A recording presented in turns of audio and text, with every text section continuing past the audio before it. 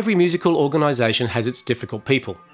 The player who is always late, the player who says, "I haven't really looked at the part," the player who owns 3 pencils but brings none of them, the player who treats rehearsal markings as decorative suggestions. And then, in 19th century French military bands, there were the gagistes. Frédéric Berr was not fond of them. In fact, if Berr's 1838 book, The Need to Reconstitute the School of Military Music on a New Basis to Improve Regimental Music, has a villain, it is probably the gagiste.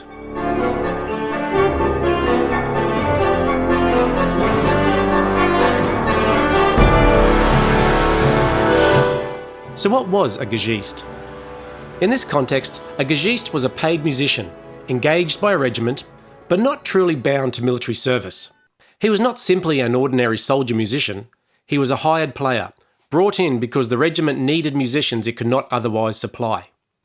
In modern terms, we might say he was a freelancer. A military freelancer, which is already a phrase that sounds as though it may end badly. Now, Berr's objection was not that these men were paid. He was not against musicians earning money. Quite the opposite. He wanted musicians to have a better and more honourable position. His objection was that the whole system had become dependent on players who were not really attached to the regiment. They were in the band, but not fully of it. And that created problems everywhere. Berr says the use of gagiste began when the conservatoire stopped supplying enough musicians to the army. Regimental commanders, needing to complete their bands, were forced to accept outside musicians, including many foreign players, simply to fill the desks. At first, that may have seemed practical. Need a clarinet? Hire one. Need an ophicleide? Find one. Need a bassoonist? Offer prayers, money, and possibly accommodation. But Berr believed this short-term solution had become a long-term disease. The gagiste, he says, had no real regard for the interests of the regiment. They treated their position as second best, something to leave as soon as a better opportunity appeared. If they were annoyed, they spoke of retiring. If another regiment offered a little more money, they could vanish. In wartime, Berr says, even an extra 10 francs a month might be enough to lure them away.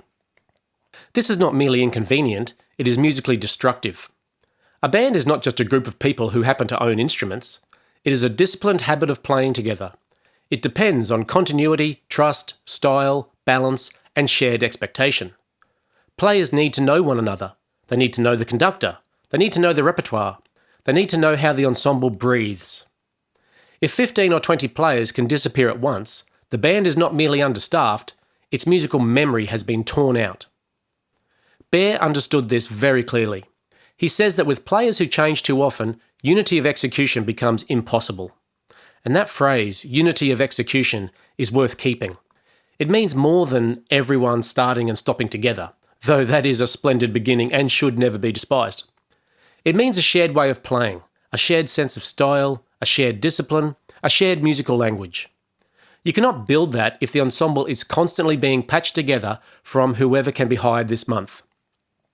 Berr's complaints are sometimes almost comic in their detail. He says some gagistes, when seeking employment, make beautiful promises and conceal the embarrassments they bring with them. If they are married, they deny it at first, and the colonels, unable to verify their claims, suffer the consequences. One hears, across nearly 2 centuries, the weary sigh of an administrator who has seen too much. Then there are the clothing accounts. Because these hired musicians come and go, uniforms and clothing are returned before they have reached the expected term of use, creating errors and waste. Even worse, Berr hints that when regiments were stationed near the borders of the gagiste home countries, some of these musicians were not always entirely scrupulous about returning what had been entrusted to them. That's a very polite way of saying that some of them left with the stuff. But the most serious problem is not comic at all. The gagistes are difficult to discipline. They are not fully military personnel. They are paid by the regiment, attached to the band, and expected to follow rules, but they are not bound in the same way as soldiers. That means the colonel may need them, the conductor may depend on them, and yet the institution may not have a firm hold over them. Berr sees this as absurd. An army depends on discipline. A band inside an army also depends on discipline. But here, at the heart of the band, are musicians whose position is uncertain. They are necessary but not committed. Useful but not integrated. Present but not fully bound. It is the worst of both worlds. And Berr adds another complaint. Many of them, in his view, were not even especially good. He says few go beyond the ordinary level. Many are mediocre artists, too unskilled in their specialty to hold a first desk in a good orchestra. They take advantage of the scarcity of musicians in regimental bands to obtain jobs and fees that they could not get elsewhere. Now, that is a brutal assessment.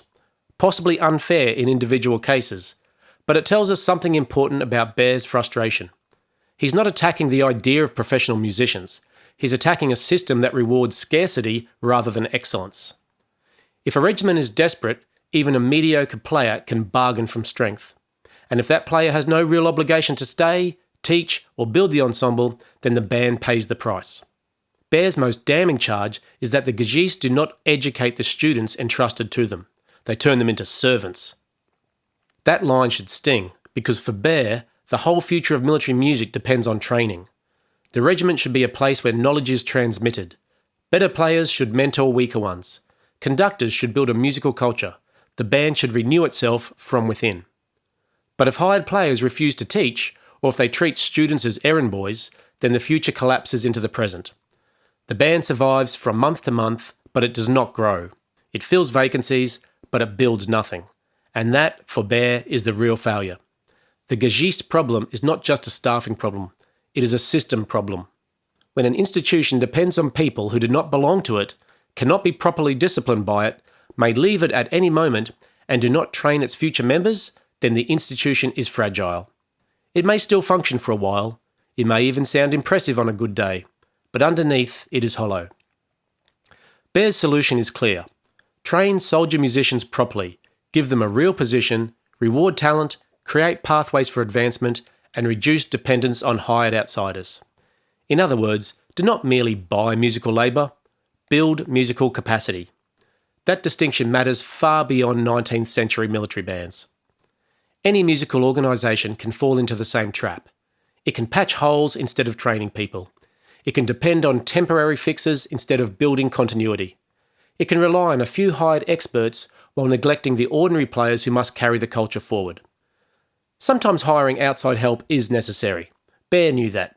But if the whole system depends on outsiders who do not stay, do not teach, and do not belong, then the institution never matures. It remains permanently dependent. And that is what drove Berr mad. Not freelancers as people, freelancers as a substitute for a system. That's the forgotten idea here. A good band needs more than available players, it needs committed players.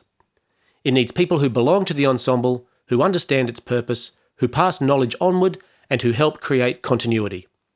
Otherwise, every rehearsal begins again from zero, and no musical culture can survive that for long. You've been listening to The Musical Archeologist, Forgotten Ideas from Music's Past, written and presented by me, Craig Dabelstein. The music for this podcast was composed by Jeffrey Young. The Musical Archeologist is one of many projects from Maxime's Music, dedicated to recovering forgotten music, forgotten writings, and forgotten musical worlds. Thank you for listening.